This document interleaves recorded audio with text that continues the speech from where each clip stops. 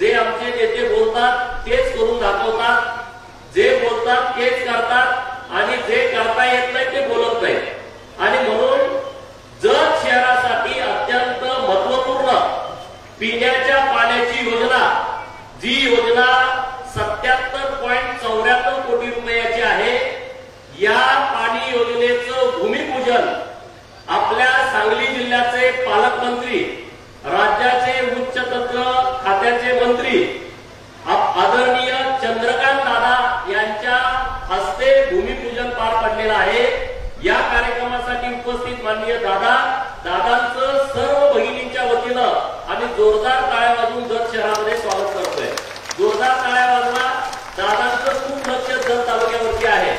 माझे सहकारी मित्र, या महाराष्ट्रातल्या शेतकऱ्यांच्या प्रश्नावरती आवाज उठवणारे नेते माननीय सदाभाऊ खोत, व्यासपीठावरती उपस्थित माननीय डॉक्टर रवींद्र आर्णी साहेब, माननीय रिपब्लिकन पार्टी ऑफ इंडियाचे नेते माननीय संजय कांबळी साहेब, आपल्या तालुक्याचे तहसीलदार माननीय दानोरकर साहेब, आपल्या जत नगरपालिकेचे मुख्याधिकारी माननीय राठोड साहेब, माननीय चंद्रशेखर गोपी साहेब, माननीय भाजपा शहरचे अध्यक्ष अण्णा भिसे साहेब, आपले हिंद केसरी मारुती माने यांचे पुतणे पैलवान भीमराव माने आवर्जून आपल्या कार्यक्रमासाठी उपस्थित आहेत।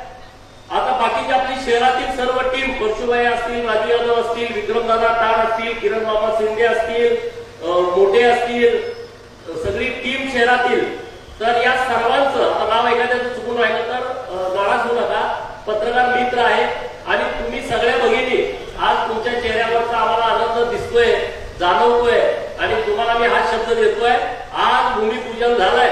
कॉन्ट्रॅक्टर साहेब इथं आले, मी त्यांना विचारलं की तुम्हाला किती दिवस काम करायला लागणार आहे, तर ते म्हणजे 1.5 वर्षाची मुदत आहे, पण 1 वर्षाच्या आतमध्ये आम्ही काम पूर्ण करू असा त्यांनी शब्द दिलेला आहे। त्यामुळं तुम्हाला आम्ही जो शब्द दिला तो शब्द आम्ही पूर्ण करू। निधीची कुठली अडचण नाही, केंद्र झालं, आता काम पण सुरू आहे। एकूण 190 किलोमीटर पाईपलाईन आपल्या शहरामध्ये होणार आहे। किती? 190 किलोमीटर, म्हणजे या शहरातलं एक पण घर वंचित राहणार नाही। भाजपला मतदान दिलेलं पण नाही दिलेलं पण सगळ्याला समान न्याय मिळणार आहे। कोणी चिंता करण्याचं कारण नाही। 4 नवीन पाण्याच्या टाक्या होणार आहेत। एक टाकी आहे 2.5 लाख लिटरची, दुसरी आहे 5.25 लाख लिटरची, तिसरी आहे 10.10 लाख लिटरची आणि चौथी आहे 40,000 लिटरची। म्हणजे पाण्याची कुठली अडचण तुम्हाला भासणार नाही। 18 पंप बसवले जाणार आहेत, मोटारी 18 बसवले जाणार आहेत।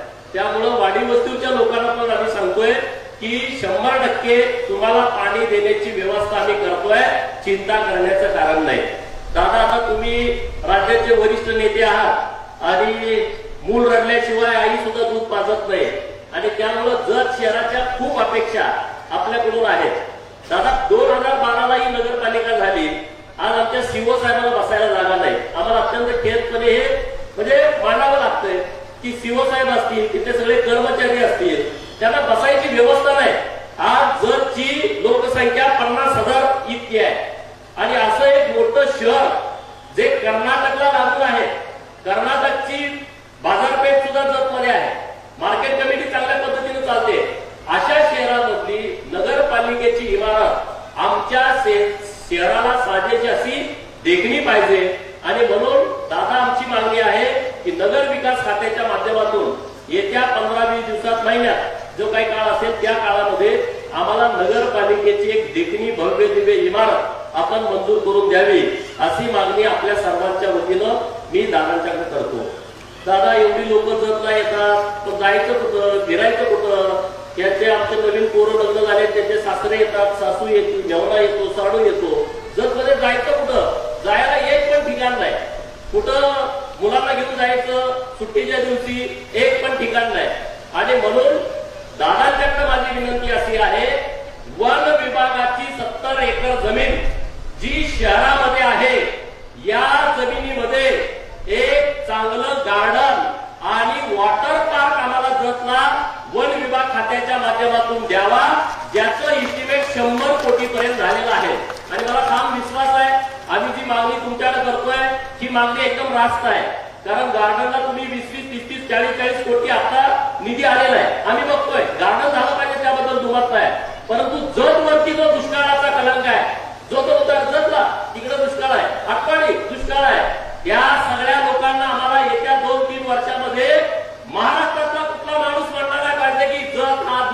तालुका आहे त्यासाठी आम्हाला पाणी देण्याची व्यवस्था आपल्या माध्यमातून होते। देवाभाऊ आणि एकनाथ शिंदे साहेबांनी 2000 कोटी रुपये सुधारित मैशाल योजनेला दिलेले आहेत। अत्यंत चांगल्या पद्धतीनं काम सुरू आहे।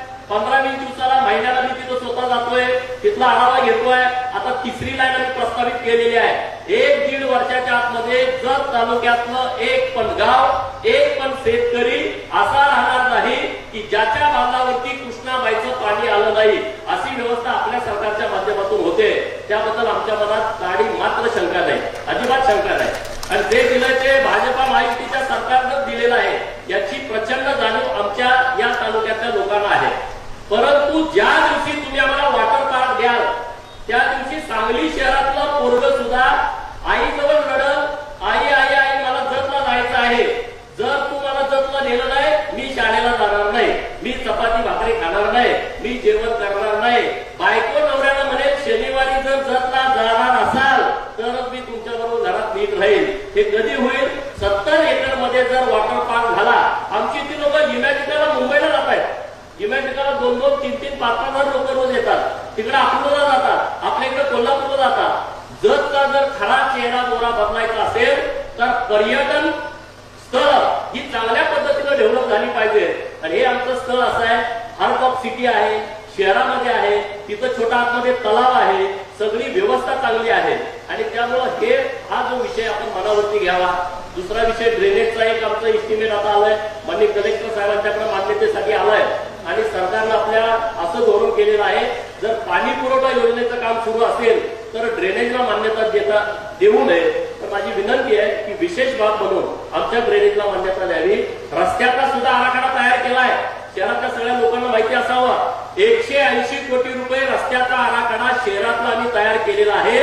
दरवेळेस तुम्ही म्हणायचं आमच्या गल्लीचा रस्ता केला नाही, आमच्या गल्लीमध्ये तुम्ही रस्ता कधी देणार आहे, तर संपूर्ण शहराचा पूर्ण आराखडा हा 180 कोटी रुपयाचा झालाय आणि तो टप्प्याटप्प्यानं एका वेळेस सगळं काम होणार नाही।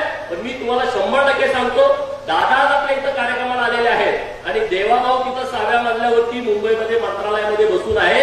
नक्की आपल्या भावनेचा विचार करून जर विधानसभेच्या प्रचाराच्या वेळेस माननीय मुख्यमंत्री महोदयांनी पहिली सभा ही आपल्या जतला घेतली होती भारतीय जनता पार्टीच्या प्रचाराची, आणि तेव्हा त्यांनी शब्द दिला होता, भारतीय जनता पार्टीसाठी 288 विधानसभा मतदारसंघ इतरांसाठी शेवटचा आहे, शेवटचा क्रमांक आहे, पण भारतीय जनता पार्टीसाठी देवाभाऊंच्यासाठी हा नंबर 1चा मतदारसंघ आहे। आणि ती आता कृतीतून दिसतंय की नाही? तुम्हाला काय बदल जाणवतो की नाही? 100% चांगल्या पद्धतीनं कामं आता जतला येत आहेत आणि त्यामुळं दादा जिल्ह्याचे पालकमंत्री आहेत आणि दादा या शहरासाठी एक वेगळा निधी तुम्हाला जिल्हा नियोजन मधून कशा पद्धतीने देता येईल, तुम्हाला जिल्हा सांभाळायचा आहे। परंतु जतचा एक मोठा बॅकलॉग आहे, आम्ही सातत्यानं ही भूमिका का मांडतोय? कारण जत असेल, कवठेमंकाळ असेल, खानापूर असेल, आटपाडी असेल, हे जे नेते होते त्यांचे नेते जिल्ह्याचे नेते होते, म्हणजे ते पालकमंत्री असायचे किंवा मंत्रिमंडळामध्ये वरिष्ठ मंत्री असायचे, त्यांचे हे कार्यकर्ते होते। त्यामुळे जे येईल त्यांनी मंत्र्याच्या तालुक्याला नेलं, जतकडे बघितलं नाही। आणि म्हणून दादा तुम्ही न्याय कराल आणि आमचा जो गेल्या 25, 30, 40 वर्षाचा जो बॅकलॉग आहे, रस्ते चांगले नाहीत, आरोग्याच्या सुविधा नाहीत, अंगणवाडीच्या शाळा काय मुलं देवळात बसतायत, काय झाडाखाली बसतायत, जिल्हा परिषदच्या शाळा मराठी माध्यम, कन्नड माध्यम आणि उर्दू माध्यम 3 भाषेच्या शाळा या तालुक्यामध्ये आहेत। अनेक शाळा अशा आहेत की तिथं त्या रूमची व्यवस्था नाही, खोल्या नाही। हे सगळे आपल्या दादा हातातले विषय आहेत, त्यामुळे मी जास्तीचं बोलत नाही। परंतु तुमच्या हातामध्ये जे जे विषय आहेत ते आमच्या जतसाठी तुम्ही आम्हाला द्यावे। उद्या जेव्हा निवडणुका होत आहेत आपल्या नगरपालिकेच्या, जिल्हा परिषदच्या, पंचायत समितीच्या, तुम्ही ज्या पद्धतीने देताय तसंच भरभरून तालुका हा सुद्धा महायुतीला भारतीय जनता पार्टीच्या पाठीमागे नक्की राहील। गार्डन साठी काही डेव्हलप करण्याचे विषय आम्ही हातात घेतले, त्याला सगळे विषय इथं बोलण्याला इतकी वेळ नाही, पण अनेक गार्डन, एक पण गार्डन नाही शहरामध्ये, दुर्दैवाची बाब आहे ना, शहरामध्ये एक पण गार्डन नाही। आम्ही सगळे शिवसाहेबांच्याकडे तासभर बसून आम्ही सगळे गार्डनचे स्पॉट फायनल केलेले आहेत। तुम्ही चिंता करू नका, 2-4 वर्षामध्ये जत शहराचा संपूर्ण चेहरा मोहरा बदलण्याचा शब्द मी 2024च्या विधानसभेमध्ये दिला होता। मी विश्वासानं सांगतोय 2029ला तुम्ही या फटका मारा, संपूर्ण शहर तुम्हाला बदललेलं दिसेल, ते सरकारच्या माध्यमातून बदललेलं दिसेल. एसटी चॅनल इमारत एकदम खराब आहे. माननीय मंत्री महोदयांनी एसटी चॅनलचा प्रस्ताव मागून घेतलेला आहे. MH59 आपण बोललो होतो विधानसभेच्या वेळेस की आम्हाला इथून सांगलीला आरटीओ कार्यालयासाठी जायला 150 किलोमीटर लागते उंदीपासून. आता MH59 आपल्याला विशेष बाब म्हणून मान्यता दिलेली आहे आणि माननीय तहसीलदार साहेब इथं आहेत, प्रांत साहेब इथं आहेत. प्रांत साहेबांचं जे जुनं ऑफिस होतं ते आता तो भाड्यानं आरटीओ कार्यालयासाठी देतोय. येत्या 1 महिन्यामध्ये त्याचा डाटा ट्रान्सफर करायचं काम सुरू आहे. येत्या 1 महिन्यामध्ये राज्याचे मुख्यमंत्री देवाभाऊ आणि आपले पालकमंत्री चंद्रकांत दादा यांच्या प्रमुख उपस्थितीमध्ये आरटीओ कार्यालयाचं लोकार्पण आपल्याला करायचं आहे आणि तिकडं ताट सरांच्या तिकडं घराकडं जी 10 एकर जागा आहे ती आरटीओ कार्यालयासाठी आपण देतोय. तिथं किमान 50 कोटी रुपयाचं आरटीओ कार्यालय होईल अशी व्यवस्था आपल्या सरकारच्या माध्यमातून होते. त्यामुळे चिंता करण्याचं कारण नाही. तुम्ही जो महायुतीवरती विश्वास ठेवलाय त्या विश्वासाला पात्र राहून आम्ही सगळी कामं पूर्ण करू एवढंच या निमित्तानं बोलतो. सदाभाऊ आणि त्या कार्यक्रमासाठी आवर्जून दादा सदाभाऊ माझ्या निवडणुकीमध्ये तुम्ही जबाबदारी त्यांना 3 दिल्या होत्या. एक इस्लामपूरची म्हणजे ईश्वरपूरची, दुसरं तिकडं शिराळ्याची आणि जतची. तर आठवड्यातले 3-4 दिवस सदाभाऊ इकडेच असायचे आणि पूर्ण टेलिफोन आश्वासन दिलेत, मी पण आश्वासन दिलेत. त्यामुळे तीच आणि त्यामुळं सदाभाऊंचं पण इकडे लक्ष आहे आणि आम्ही त्यांचा विधान परिषदेचा फंड सुद्धा आम्ही चांगल्या प्रमाणात इथं वापरतोय. त्यामुळं त्यांचंही चांगलं लक्ष आहे. परत एकदा तुमचं दोघांचंही मनापासून हार्दिक हार्दिक हार्दिक स्वागत करतो आणि मी माझं बोलणं थांबवतो. जय हिंद, जय महाराष्ट्र. आपल्या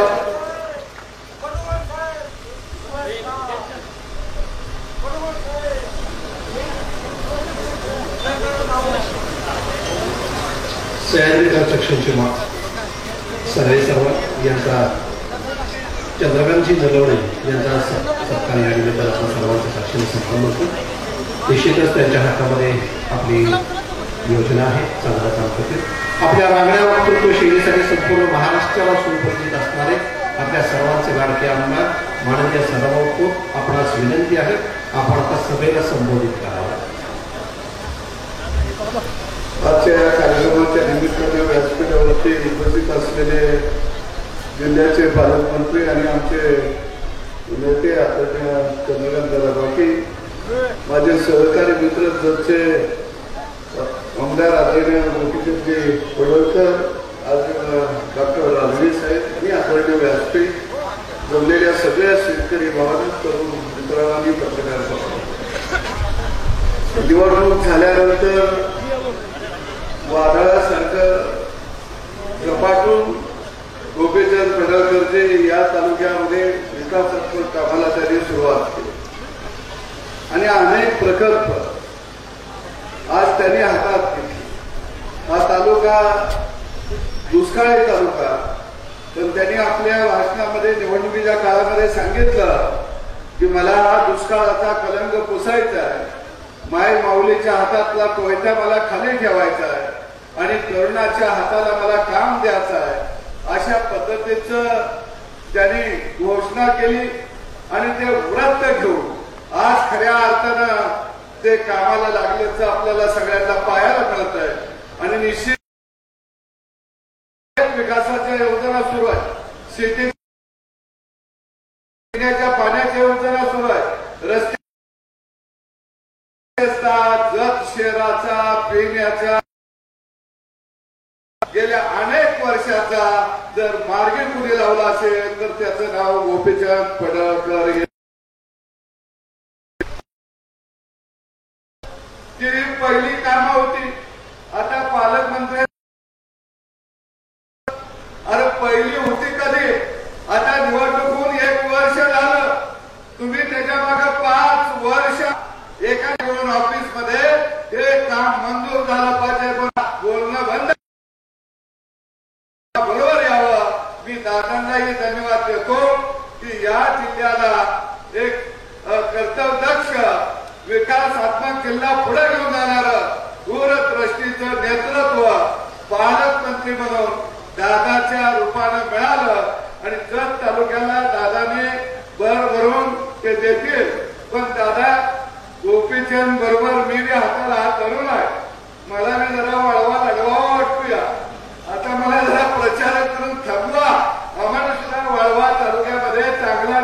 घ्या आणि मी निश्चितपणाने सांगतो की वाळवा मतदारसंघाचं तुमचं स्वप्न 2029 ला आम्ही पुरं केल्याशिवाय राहणार नाही.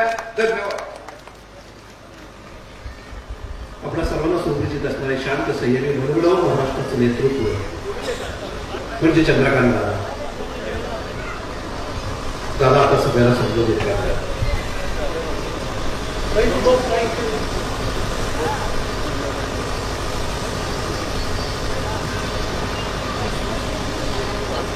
महाराष्ट्र सुवर्ण जयंती नगरोत्थान अभियान अंतर्गत जत शहर पाणी पुरवठा योजना जत नगर परिषदेने त्याची योजना तयार करून मागणी केली आणि आता त्याचा उल्लेख झाला ती 77 कोटी 94 लाख 78 कोटीची योजना ही इतिहासात पहिल्यांदाच इतकी मोठी योजना जत शहराला मिळाली. या योजनेमध्ये काय काय होणार आहे याचं वर्णन उपमुख्यमंत्र्यांनी केलं. 190 किलोमीटरची पाईपलाईन, 4 नवीन पाण्याच्या टाक्या, एक 2.5 लाख लिटर, एक 5.25 लाख लिटर, एक 10 लाख 10 लिटर 10,000 लिटर आणि एक 40,000 लिटर अशा 4 नवीन पाण्याच्या टाक्या. नवीन जलशुद्धीकरण केंद्र आहे. पाणी येणं महत्वाचं नाही, शुद्ध पाणी येणं महत्वाचं आहे. तर नवीन जलशुद्धीकरण केंद्र आणि नवीन 18 पंप बसवणं, जलशुद्धीकरण केंद्र 10 मिळेल असा एक भव्य दिव्य जतने कधीही अशी अपेक्षा केली नव्हती की एवढे पैसे सरकार आपल्याकडून देणार असा एक भव्य दिव्य प्रकल्पाचं पायाभरणीचा कार्यक्रम माझ्या ठिकाणी झाला आहे. त्याला व्यासपीठावर आपले जतचे आपल्या सगळ्यांचे लाडके आमदार आणि महाराष्ट्रामध्ये ज्यांचं नाव ते खूप आता पुढे जात चाललं आहे. अनेकांना आंदोलनाचं नेतृत्व करायला, अनेकांना कार्यक्रमाचं उद्घाटन करायला, अनेकांना वेगवेगळ्या विषयावर व्याख्यान द्यायला गोपीचंद पडळकर हवे असतात.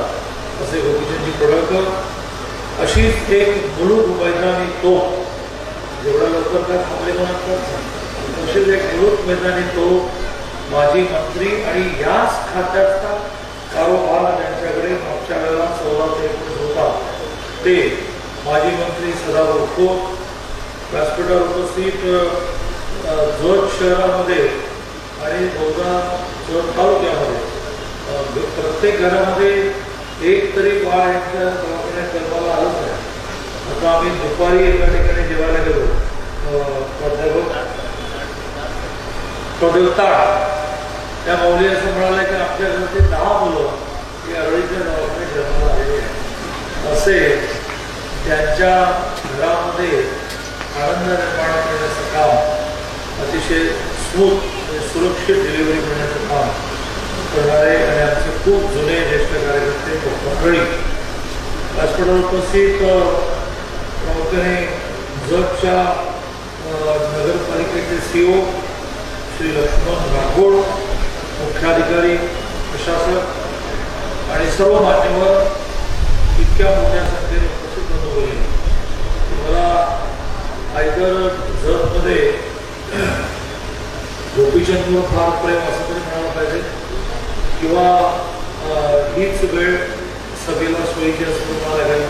पण माझ्या संपूर्ण 45 वर्षाच्या सामाजिक राजकीय जीवनामध्ये ही वेळ सभेची वेळ नाही.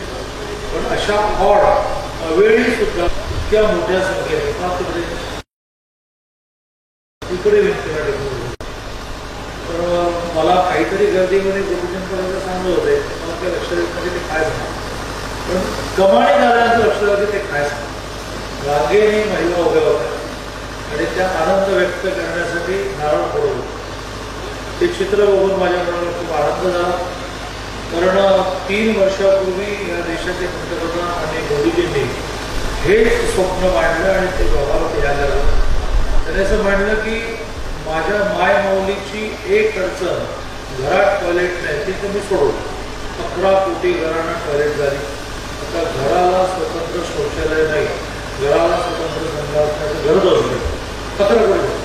तसं माझ्या माय माऊलीची मोठी अडचण पिण्याचं पाणी आणण्यासाठी वरवत फिरणं, 1-1 किलोमीटर जाणं, कुठे चांगलं पाणी मिळेल, कुठे शुद्ध पाणी मिळेल.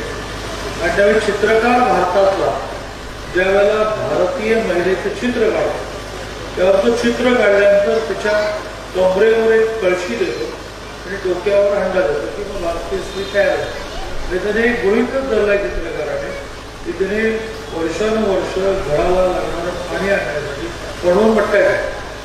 मोदीजींनी ही कल्पना मांडली की मी तुम्हाला पाहिजे तेवढे पैसे देतो परंतु हर घर नल से पाणी, प्रत्येक घरामध्ये नळाने पाणी आलं पाहिजे, शुद्ध पाणी आलं पाहिजे आणि माझ्या माता भगिनींची पायपीट थांबली पाहिजे. जवळजवळ मोदीजींचं हे स्वप्न पूर्ण होत आलं. टॉयलेटचं पूर्ण होत आलं, हे पूर्ण होत आलं. त्याचाच भाग म्हणून ज्यावेळेला निवडणूक होती त्यावेळेला गोपीचंद पडळकरांनी आपल्या सगळ्यांना काही आश्वासनं दिली. काही राजकीय नेत्यांची आश्वासनंही न पाळण्यासाठी असतात. काही राजकीय नेत्यांची आश्वासनं मी असं म्हटलोच नव्हतो, काहीतरी चुकीचं तुम्ही ऐकलं असं म्हणण्यासाठी असतं. काही राजकीय नेत्यांची भाषणं की ते छापील जे आहे ना त्याच्यात चूक झाली असं म्हणण्यासाठी असतात. पण गोपीचंद पडळकर हा मोदीजींच्या स्पर्धेत वाढलेला, त्यांनी दिलेल्या मार्गावर मार्गदर्शन करणारा देवेंद्रजी म्हणजे देवाभाऊंचा अतिशय दुर्लभ, त्याला झोपेतील लोक बोलणं माहीत नाही. आणि त्यामुळे तुम्ही काय करा की त्यांनी निवडणुकीच्या वेळेला एक जाहीरनामा घोषित केला वचननामा, तो सगळ्यांनी नीट सुरक्षित केला. राजेमध्ये भेटल्या काय आठवण करत होते, ह्याचं काय झालं त्याचं काय झालं. माझी खात्री अशी आहे की तुम्हाला कोणालाही मागे लागणार लागणार नाही, परंतु तो भूतासारखा आमच्या सगळ्यांच्या मांडावर असतो. तो आणि सदाभाऊ या दोघांनी काय लहानपणी करण्या माहीत नाही, पण पाठपुरावा करण्यामध्ये मास्टर सोडवत नाही. आता हे ईश्वरपूर नाव झालं आहे त्यांना माहिती ते मला दिसले की म्हणायचं ईश्वरपूर, ते मला ईश्वरपूर.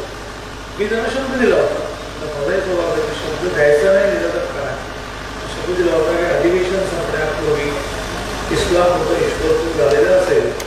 पण त्याने काय माझा पिछा ठरवला, माझ्या विधानसभेच्या ऑफिसमध्ये आले की लोक म्हणजे ईश्वरपूर असं दोघांनी लहानपणी काय खाल्ल्या माहीत नाही, पण चळवळीत माणसं आहे. त्याच्यामुळे गोपीचंदने तुम्हाला शब्द दिला होता की जगमध्ये तुम्हाला 24 तास मुबलक पाणी मिळेल, ते शुद्ध पिण्याचं पाणी मिळेल, म्हणून पाणी शुद्धीकरणाचा बरोबर नाही. मी फक्त आपल्याला एक विनंती करणार आहे, माझं म्हणून संपवणार ते असं आहे की दिवसेंदिवस जगातल्या लढाया नीट आहे या पाण्यासाठी होणार आहे. निसर्ग लहरी झाला, तो पडला तर इतका धबा पडतो की त्याच्यातून पूर येतो, आणि नाही पडला असून बसला तो पडत नाही. त्याच्यापेक्षा जास्त धरणं बांधता येणार नाही, त्याचं कारण धरणाला एक साईट लागते. कुठे धरण असं इथे धरण असं म्हणते, तर ज्या ठिकाणी पाऊस जास्त पडतो आणि पडलेला पाऊस साठवता येतो अशाच ठिकाणी धरणं बांधता येत नाही. महाराष्ट्राच्या अशा धरणांचे कालवे राहिले ते पूर्ण करू, धरणांचं पाणी आता शेतापर्यंत आणि घरापर्यंत पाईपलाईन आणायचं ते करू, पण ते 4 धरणं नवीन लागावं यावर्षी असं होऊ शकत नाही.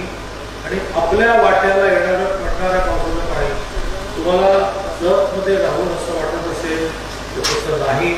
हा देश अतिशय योजनाबद्ध चालतो, त्यामुळे 2 राज्यांनी पडणाऱ्या पावसाचं पाणी किती घ्यायचं हे ठरलेलं असतं.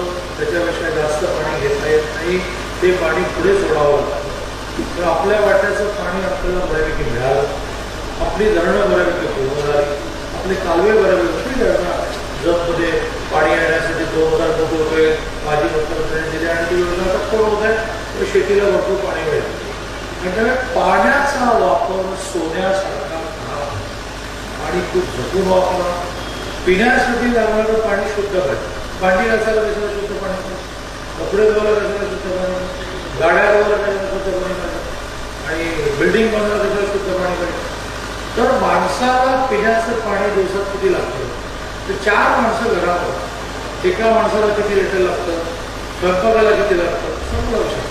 आणि त्यामुळे आता जर सरकार नगरपालिकाने 100 लिटर पाणी वापरलं तर त्याच्यातलं 80 लिटर पाणी हे रिसायकल म्हणजे पुन्हा एकदा शुद्ध केलं पाहिजे. आणि तातडीने त्यामुळे गोपीचंदने त्या प्रकल्पाला मागे लागलं पाहिजे. पुण्याने ते मिळवलं. पुण्यामध्ये 900 कोटीची योजना आली की ज्याच्यामध्ये 11 STP बनले. STP म्हणजे सांडपाणी शुद्ध करण्याचा प्रकल्प. मी 1800 कोटी रुपये आम्हाला मिळाले. 11 आम्हाला मोठे STP मिळाले. त्यामुळे आता आमच्या शहरामध्ये, पुणे शहरामध्ये 100 लिटर पाणी वापरलं, आंघोळीला वापरलं, टॉयलेटला वापरलं, तर 80 लिटर पाणी प्यायला नाही. पण सिंगापूरमध्ये तर एका ट्रीटमेंटने प्यायला वापरतं. तेवढी वेळ आली नाही, येणार नाही. परमेश्वर या देशात खूप खुश आहे. पण सांडपाणी 100 पैकी 80 लिटर ते पुन्हा वापरायला बाहेर काढणार. त्यांनी वेगळ्या रंगाचे टँकर केले, ज्या टँकरने पाणी फक्त हे सांडपाणी शुद्ध केलेलं असतात. ते जे गाड्या धुवायला वापरणार, जे गार्डनला वापरणार, जे इमारतीला वापरणार आणि प्रॉपर्टी इंडस्ट्रीला. पुण्याजवळची चाकण MIDC 3 TMC पाणी होते. त्यांना पिण्याचं पाणी नको आहे, तर हे रिसायकल केलेलं पाणी चालणार आहे. पुण्याने एकदा 11 STP पूर्ण केले आणि त्यांचं पाणी शुद्ध केलं तर 3 TMC पाणी पटकन प्यायला पुण्याला मिळणार. पुन्हा आता आज ते जातं बैठक सुरू आहे. मी ओबीजनच्या कार्यक्रमामुळे अटेंड नाही झालो, पण ऑनलाईन मला अटेंड करण्याची विनंती केली. पुण्याच्या पिण्याच्या पाण्याची बैठक सुरू आहे आणि मी ऑनलाईन म्हणजे व्हिडिओला जॉईन व्हावं करणार आहोत. तर त्याच्यामध्ये 3 TMC पाणी हे डायरेक्ट चाकण MIDC प्यायला मिळतं. पुन्हा वापरलं किती जास्त पण 5 TMC. म्हणजे अजून थोडं पाणी पुणेकरांनी वापरणं कमी केलं. तेच आपण जर तुम्ही तशी लोकसंख्या 50,000, पुण्याची लोकसंख्या 72 लाख झाली, त्यांना थोडं 11 STP करावं लागतं. पण छोटे 4 STP पुरती नियोजनमधून पण व्यवस्था करते, विकास म्हणून व्यवस्था करते. परवा एक चांगली टेक्नॉलॉजी मला कनेक्ट झालेली आहे, मी त्याचा अभ्यास करतोय. ती महागाईची गोष्ट आहे. तर पिण्याच्या पाण्याच्या पाईपलाईनच्या बरोबरीने वापरलेलं पाणी पुन्हा एकदा शुद्ध करून कसं वापरता येईल असा विचार केला पाहिजे. आणि त्यामुळे मला हात जोडून विनंती आहे की पाणी हे आगामी काळामध्ये जपून वापरण्याची सोन्यासारखी गोष्ट आहे, त्याचं सगळ्या लक्षात ठेवा. बाकी गोपीचंद पडळकरांच्या बाबतीमध्ये मला लक्षात आलं की ते एखादा पालकमंत्री, मुख्यमंत्री आल्यानंतर इतक्या मागण्या मला असं वाटतं की पुरंदरचं विमानतळ पुरंदरच्या ऐवजी जत लागतं अशा पद्धतीची मागणी केली. पुरंदरला किंवा पुरंदरचं विमानतळ झालं ते आमच्याकडे विमानतळ करा असं गोपीचंद पडळकर म्हणू शकतात.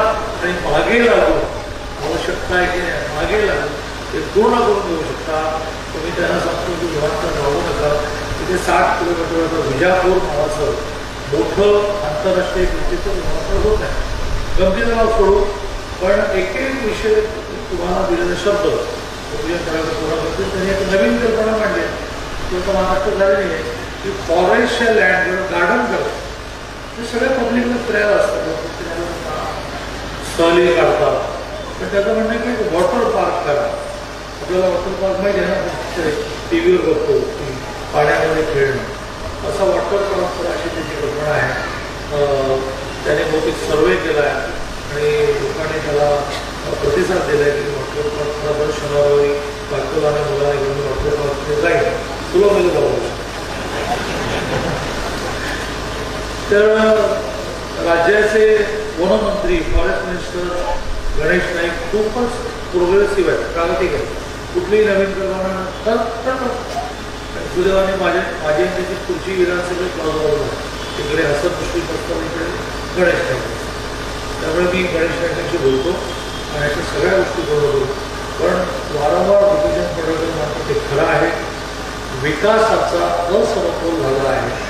जतचे रस्ते, जतचं पिण्याचं पाणी, जतचं शेतीचं पाणी, जतमध्ये रुग्णालय, या सगळ्या विषयामध्ये अन्याय झालेला आहे. आगामी काळामध्ये तो भरून पडू. जरा नीट गोपीचंद पडळकरांनी अशीच मागणी करत राहिला तर जतसाठी एखादं चांगलं मोठं पॅकेजसुद्धा माननीय मुख्यमंत्रीमध्ये घोषित करतील, त्याच्याबद्दल मला शंका नाही. यावर्षी नियोजनमधून थोडं झुकमात देता येईल का, थोडंसं सदावून लोकांचं करायचं आणि जतला टाकायचं, असं करता येईल का असं मी विचार करतो. जय हिंद. आभाराची